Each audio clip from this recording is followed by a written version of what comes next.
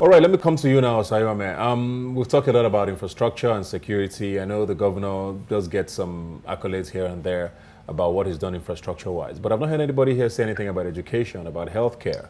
These are things that are very fundamental, to the growth of any state or any nation.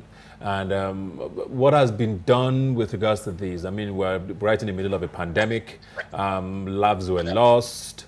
Healthcare is very fundamental, whether we like it or not today. And going forward, I believe this should have been a learning curve for a lot of people in leadership with regards to was to be done with regards to healthcare and, of course, education. And I'm not hearing anything from you guys about that. Okay. Thank you, Luca. Thank you for bringing that up. So, like I said, one of the six thematic pillars of Governor Bassett's administration was social welfare enhancement, and that social sector, which is also part of his mega agenda, is healthcare, education, social welfare, and all that. So I'll take it from health. Remember, I said that His Excellency believes in Edo first. He believes in the people getting what they need to get. And one thing that His Excellency believes in is the bottom-up approach. So he believes that even when you want to do something, don't start from the top, start from the bottom. So for education, let me start with education now.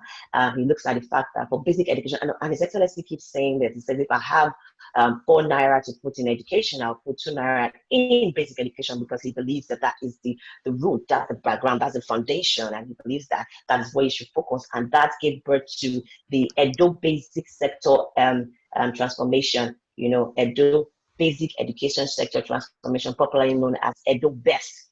Edo Best, they trained over 11,000 teachers to teach those in the primary school to know about new pedagogical skills and using digital methods, and so each teacher that was trained was given a tablet to teach. And the essence of that was to ensure that there is a form of uniformity based on their curriculum, based on their attendance, based on new pedagogical skills, and looking at PPP, he partnered with some private organizations to ensure that that was done. Thank you very much. Let me come to you, Mike. I haven't really heard from you, Mike, or Endurance, or any of the other speakers saying categorically that this governor has failed. And I'm hearing all of these things from Osayome and Ukinebo, saying all of the things that the governor may have done in the last 4 years. Are you saying that he has failed? And even if he has, most people say 4 years is not enough. I mean, we had a former governor's family member famously say that if he failed, he should repeat for another 4 years. I mean, is 4 years enough to achieve all of these things, you think? Government is not rocket science. So when we are talking to ourselves, we should be able to understand that there is need for us to put up verifiable data. For instance, when they tell you about healthcare, I was expecting my co-discussant to start naming the strides that have been achieved. Oshiomhole built the central hospital today we have in the state was built in 1902. Now, between then and now, there have not been, except when Oshiomhole did that path that was built, there have not been any major repairs, there have not been any major work done on that hospital. And that is the central, the specialist hospital where we all have access to.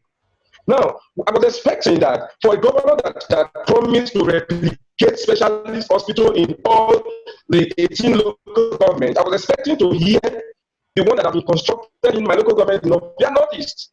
I was expecting to hear the one that was constructed in a neighboring local government, where I know virtually all the time was. I was expecting to hear that in Obia Southwest, they no more go to central hospital, they no more go to private hospitals. I was expecting to hear that all over the 18 local government, people don't have to travel down, except when it is very urgent and has to do with more professional hands. Like we have always talked about a simple agenda. For instance, if we want to do security, we want to talk about security. We started with security.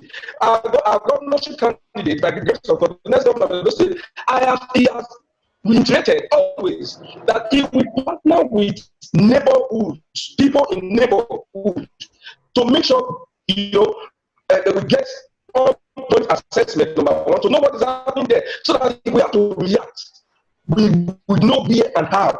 For instance, the vigilante, we have many vigilante groups. I wanted to hear that they have been empowered, with their given vehicles and arms and everything. We have not seen that, but we want to do that. We want to maximally use the vigilante groups. They are not just there for being there sick. We want to use them. They will join the conventional security outfits. The police is there. The army, the NSCDC. We want to work with these people. We want to employ adult youth. Not the one you say, you have a 192 word, but in my word, they cannot tell me who is the poor member there because I live there. I'm a village man, I go to the village. So we want to, what we are doing is a simple agenda. The simple agenda has addressed most of these issues. We are not just talking. And we are praying that people give us the opportunity to implement our minds, which we are in this book. People should be able Thank you. Thank you very much. I want to sort of round up things now and go to something that's very touchy, something that unfortunately has sort of overshadowed the entire process of these elections throughout this. And I want to start with you now, Peter. We're talking about godfatherism. There's a lot of talk about, that basically every candidate seems to be tied to someone's apron strings. Every candidate who's running for office in Edo State right now is answering to someone. And their loyalty lies there first before the Edo State people. Peter, tell me what your thoughts are on how the godfather syndrome has affected the Edo election so seriously and what you think is going to happen going forward. Without mentioning words, we need to know that there is no individual, be it academics, in academic sector, in the political sector, in the economic sector, there is no individual that do not have an affiliation either as to a person that seems to be his godfather, his godmother, even goddaughter and godson. So the issue is that it shouldn't have a negative play in the development of our state as it used to be in the days of the 90s. Let me not mention anybody's name, but we have previous governors in the state who have actually allowed the fatherism to affect their administrative duties. So are you not worried? I know you are giving us all of this history. I'm just wondering, are you worried about how it's affecting things now? Is what I want to know. Of course. We used to be worried and we are still worried on how it's affecting things now and how it's also going to affect things in the nearest future after the election. The PDP and the APC candidates definitely will have one or two godfathers.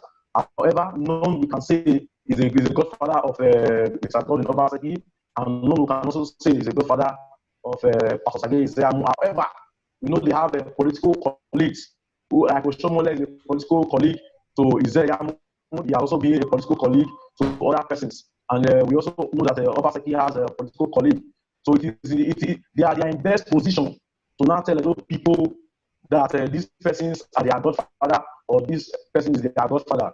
All right, let me round this up now with Okinebo. Governor Obaseki, I mean, we know very publicly of the fallout with the former governor, Adams Oshomole, who of course was also chairman of his party.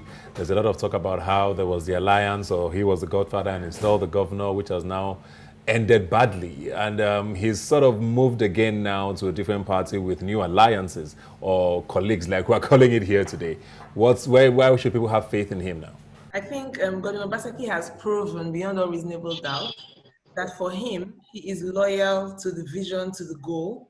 He's loyal to the people of Edo State. Like I say this all the time, if Godwin Obaseki could sacrifice the people of Edo State to please anybody, he would still be in the party he was coming from.